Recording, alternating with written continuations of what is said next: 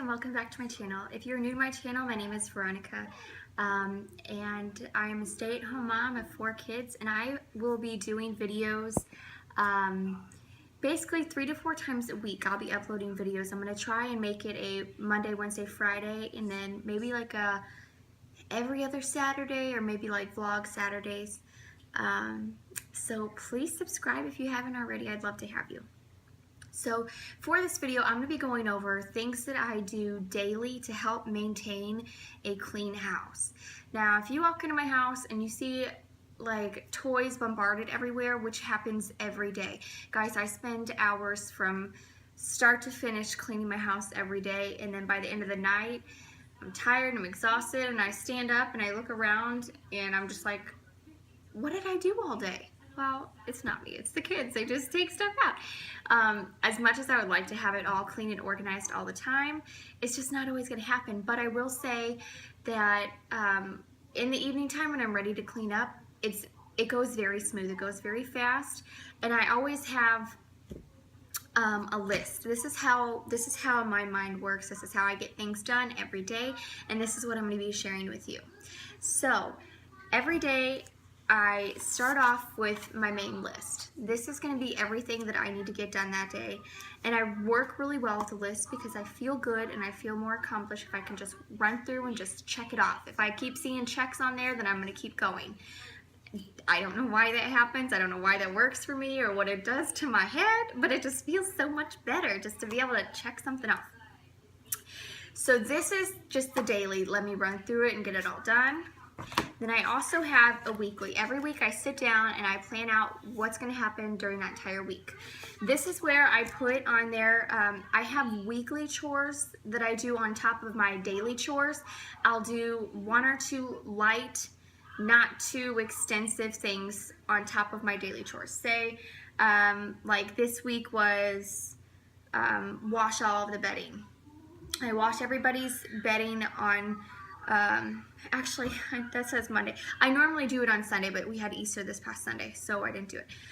On Sundays is when I normally wash everybody's bedding and get them into fresh bedding for the whole week.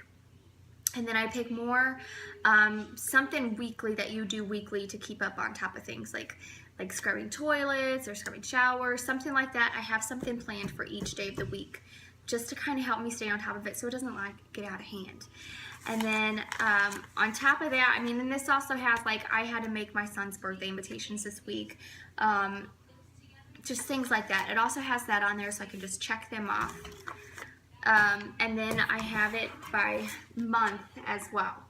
And on my monthly planner, these are going to be like the big things that I clean, and those go on top of, like, so every Monday I'll have like, oh, I'm going to do my everyday chores, which are dishes, sweep, mop, vacuum, put all the toys away, make everybody's beds, just kind of like the basic stuff, right? And then I'll add in like that weekly chore, like I just mentioned, like washing bed sheets or scrubbing toilets. And then I'll have one more big chore for that whole month that I do one of those every day, so I can make sure that by the next month, then it just seems like you can stay on top of it better, if that makes sense. So for May, the 1st of May, like for example, clean out my fridge. That means I'm going to empty it all out. And I am going to completely scrub it down top to bottom and then put everything back in after I clean all the jars off and everything else. With having kids, everything is sticky. Everything is sticky. So that's when I'm going to clean off the jars, clean off all of the shelving, take it all out, wash it, do whatever I need to do with that. And then it's done for the month, and then I don't have to worry about it until the next month, right? So I like to plan. I mean, I have something for every single day except for Saturdays and Sundays. I don't think I have too many on Sundays. Sundays are just kind of like low-key. Like some of them are like clean off the patio or just something simple, and a lot of them are like outside, so I can be outside and we could be doing stuff with the kids, but I can still be getting stuff done as well.